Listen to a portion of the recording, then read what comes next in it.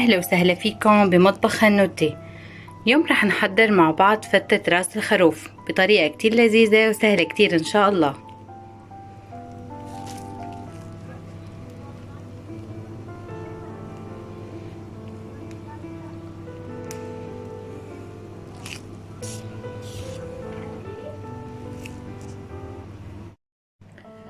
هلأ هون أنا عندي المقادم بعد ما نظفته مثل ما فرجيتكم. نقعتها بالمي هي الراس طبعا نظفته كتير منيح غسلته. أنا بجيبه من عند اللحام نظيف جاهز ما بده شي أبدا. نقعتهم قبل بليلة بالملح والحامض والخل طبعا، تقريبا نقعتهم مدة 12 ساعة. هلا رح احطهم بالطنجرة واسلقهم.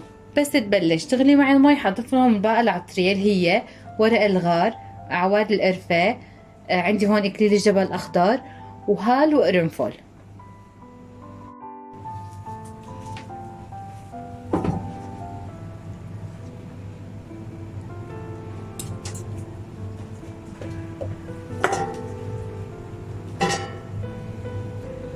حضيف لهم انا مي سخنة.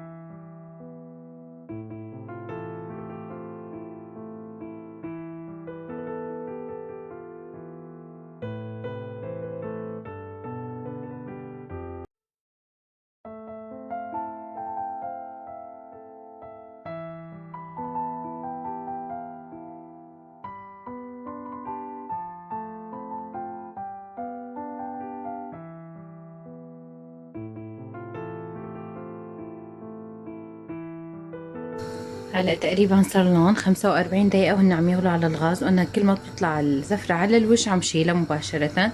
هلا هون رح ضيف لها المطيبات، اكليل الجبل والهال والقرنفل، ورق الغار، وعيدان القرفة.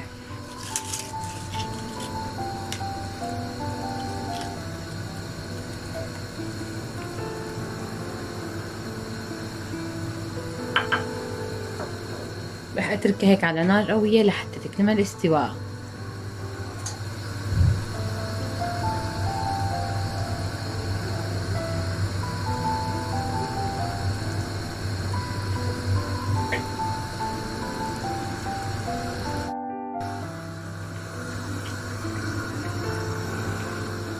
ما شاء الله، بعد مرور تقريبا ساعة ونص شوفوا الراس بلش يتفتفت لوحده. هلا الخطوة الأخيرة، حضيف له ملح، بتركه يغلي تقريبا مدة 5 دقايق. بعد منها رح اترك الراس لحتى يبرد معي وبلش فصفصه، يبرد شوي صغيرة بس شي يقدر فصفصه ان شاء الله.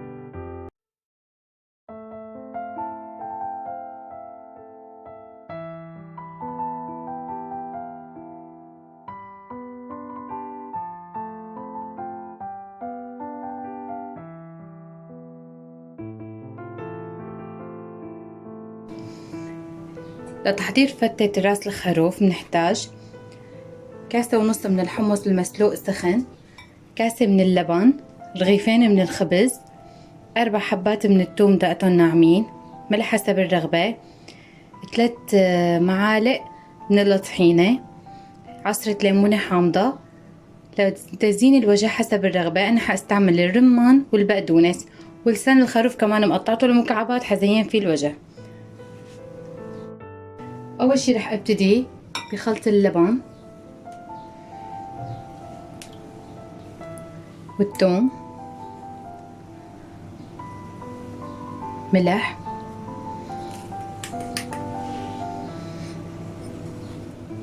حامض والطحينة.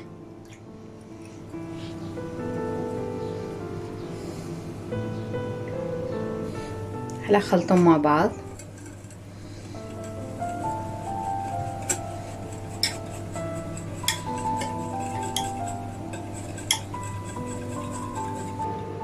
هلا بالطبق يلي بدنا نقدم فيه الفتة حضيف الخبز،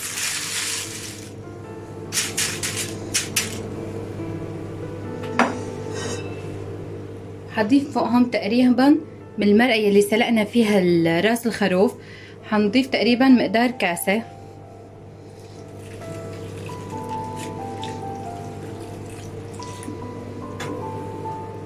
وحضيف فوقهم الحمص وخلطهم مع بعض.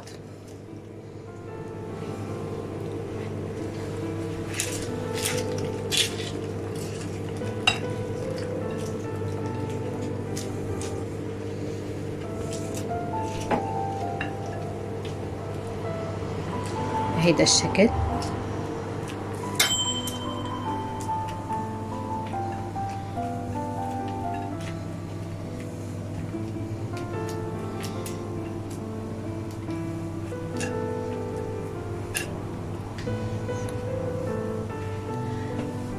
هلا حضيف فوقهم نص كمية لحم الراس، او بس هيك نتفة هيدي للوجه اذا حبيتوا، هيدا شي اختياري يعني.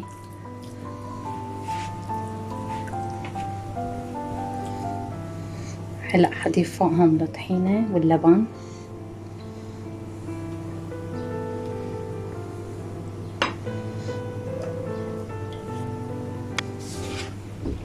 هلا حضيف فوقها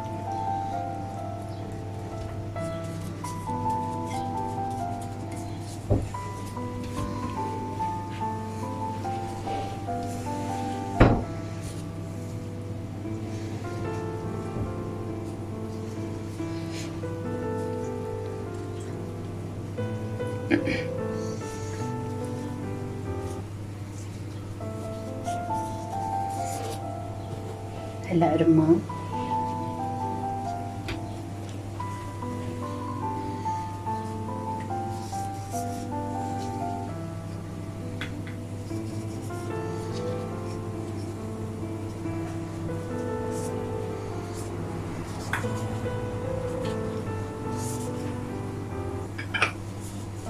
بقدونس،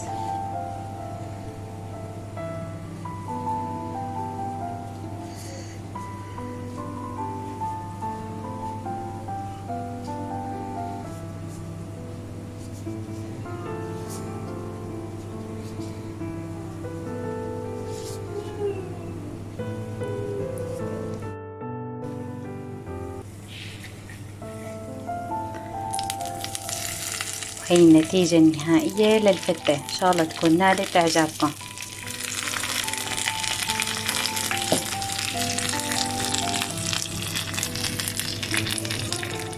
بتمنى إذا عجبكم الفيديو لا تنسوا تشتركوا بقناتي والضغط على اللايك وتفعيل زر الجرس ليصلكم كل شي جديد، فضلا وليس أمرا.